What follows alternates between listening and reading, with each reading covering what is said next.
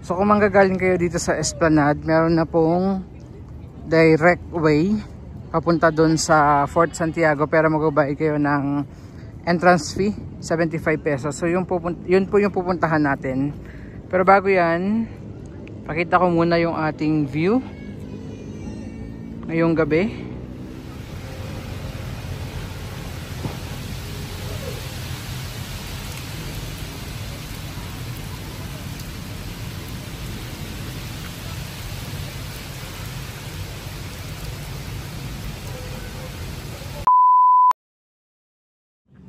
Pasyal tayo sa loob ng Fort Santiago.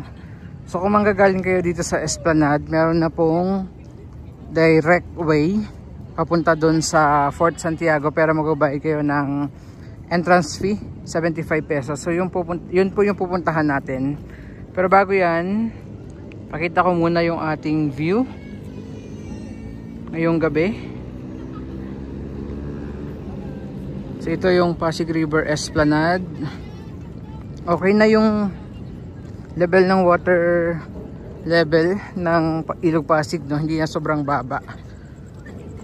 Hindi na litaw yung mga kalat nung nakaraan na nakita natin, maging ng ibang mga namamasyal po dito. Ayan, pasilip ko lang sa inyo.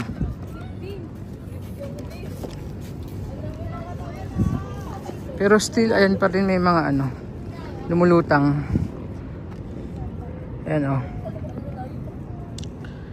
ay, medyo madami-dami din yung lumulutang, pero mataas na yung level ng tubig compared nung nakaraan, kasi kitang-kita yung mga burak.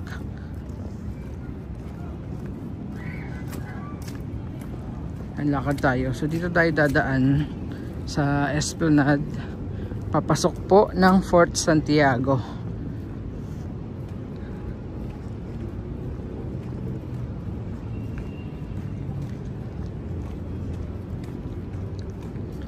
Malapit na tayo sa entrance. Yan na po. Nakikita nyo na parang tent na kulay white. Yan po kayo papasok papunta sa Fort Santiago. At syempre mag-entrance din po kayo dyan. Ayan, dito rin Tapos merong trash boom, ang harang ng kalat. Ayan, pasok tayo sa loob. Tingnan natin kung ano bang update ngayon sa Fort Santiago. Ayan, dito tayo mag-entrance.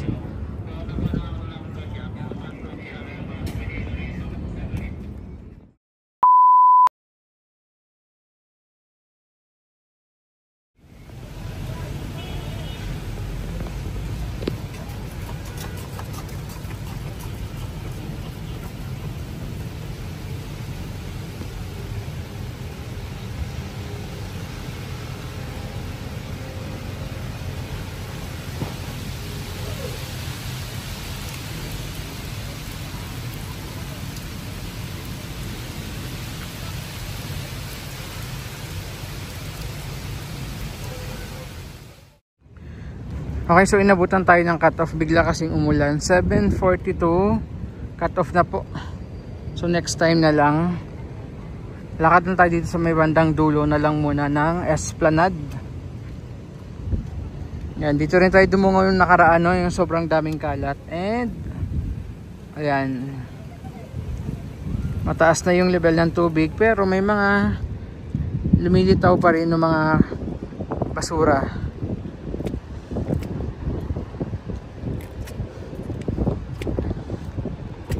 Habagat, habagat season na talaga.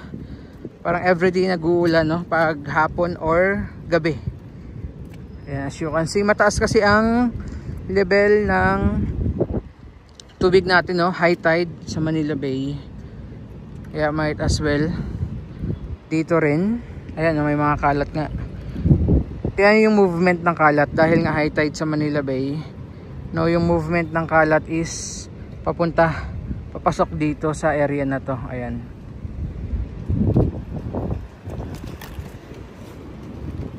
At tayo.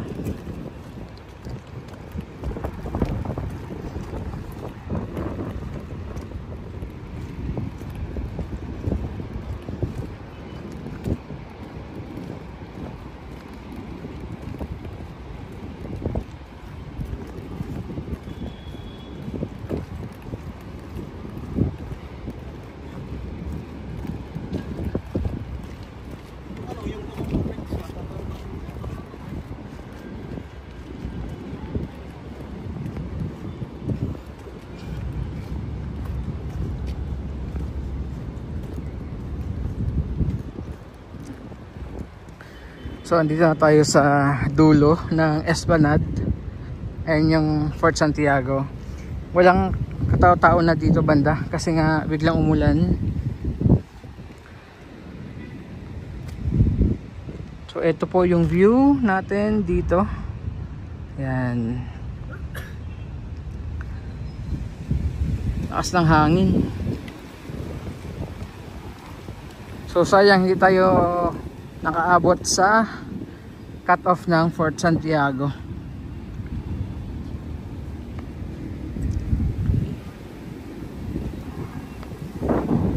So ito po yung pinakadulo at yung view. Ayan po. Okay, so pabalik na tayo. Yung Fort Santiago lang naman yung maaga nagsasara dito. Pero itong Esplanade po, late night alam ko, no? Kahit mag-date kayo dito ng late night or pumasyal, pwede. May mga ano tayo ha, may mga kapulisan tayo nagbabantay dito. Maliban sa mga gwardiya, no? Yung mga security personnel, may mga kapulisan din po. Pabalik na tayo.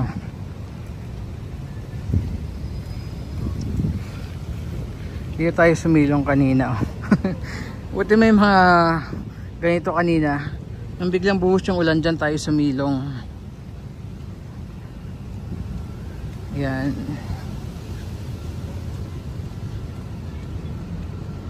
Yan o, tingnan niyo po. Yung mga kalat, ayan. Pa taas. Dahil nga mataas yung level ng tubig ngayon sa Manila Bay. So pag hindi kasi nakuha yung mga basurang yan, pabalik-balik lang po. Depende kung high tide o low tide. So gaya ngayon, high tide. Ayan po, pabalik na naman sila dito. Ayan, dito banda nga medyo, ayan, tingnan nyo. Diba?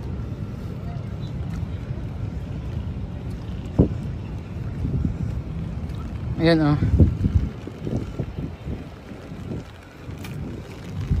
Okay, bumuhos na naman yung ulan.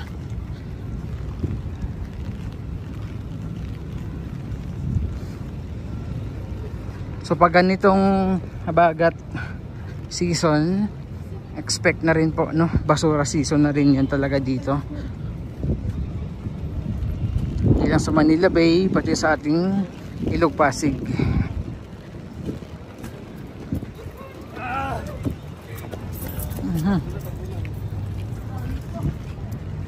Nag-alisa na rin yung iba. Kanina sobrang daming tao dito paglaan natin, especially dyan sa area ng mga food stalls. Yun na lang kasi bumuhos yung ulan. Yun, nag-alisa na rin yung iba.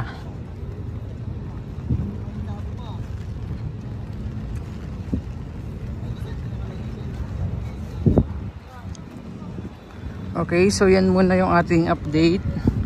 Maraming pong salamat. God bless and ingat po tayong lahat. Salamat po.